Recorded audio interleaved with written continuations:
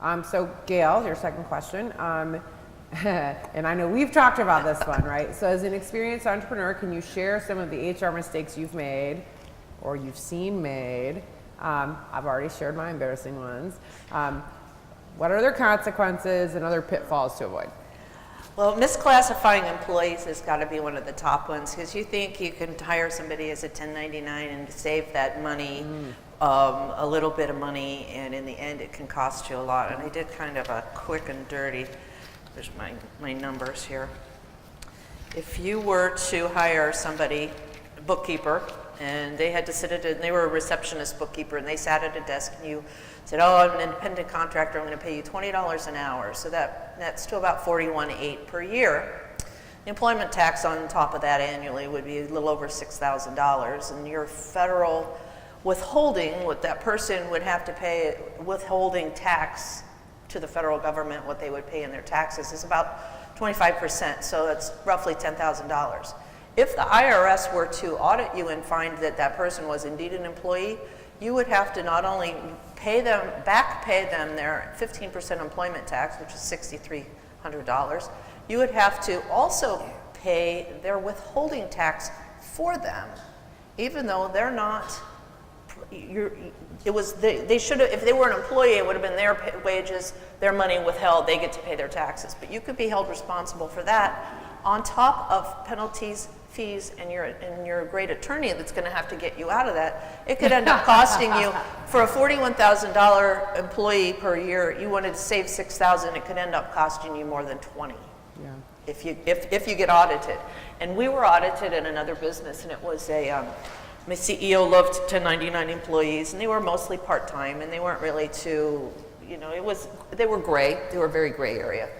But knowing that this was an issue, I made sure I had documentation. And one of the things you absolutely need is an agreement. If you think this person is your accountant, your graphic designer, your whatever they are, make sure you have a written agreement that says, here's our agreement, here's the outcome, here's how much I'm paying you. Yep. You had to have a bill. You can't just give me a time card, you have to give me an invoice. Go, download a template off of Word, it's free.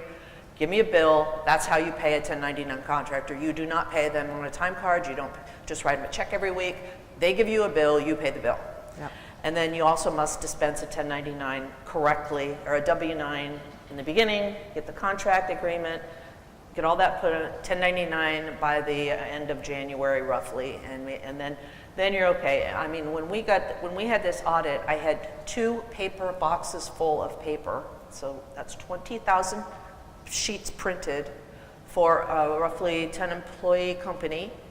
Took me more than a week to put all the information together. The auditor would not accept electronic forms, so it all had to be printed. So you do the math, how much it would cost you either to print that much paper or go down to Kinko's or Staples or wherever you print it. So that's what you're looking at if you misclassify an employee. And the amount of time she's and your time. doing it. Right.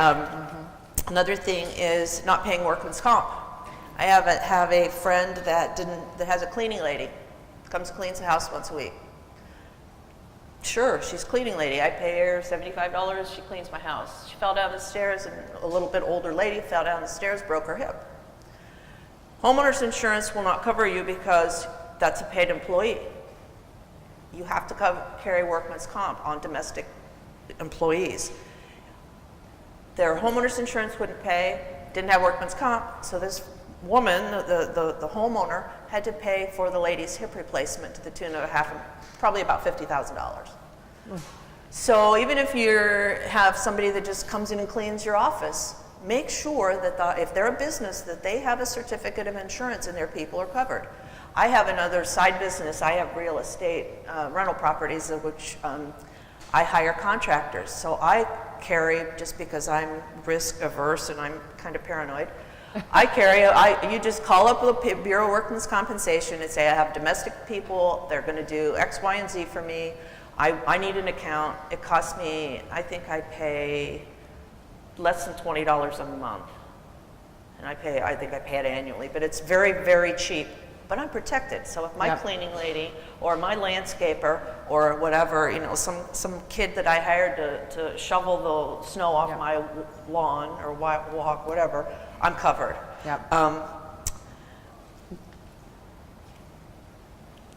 Another thing that it's kind of shouldn't do, or you want to keep your eye on, is if you have middle management and you have a company and then you have a manager and then you have some other employees, make sure those middle managers are not looking the other way, and that they're not watching the cashier stick money in her pocket and they're in on it. You know, Yeah. keep an eye on folks. As we talked about emergency, one of the things we deal with in our company right now is we have several out-of-state employees, and it's different because we have a gentleman in California, Indiana, Texas, and then several in Ohio. So we're cross state lines. So if you get into that, you make sure you're covering the other states' regulations, because California is very restrictive what you can do with employees and such. That's good to know. And we have to have a different workman's comp, because our Ohio workman's comp doesn't cover out-of-state workman's comp. That's a good point. Thank you.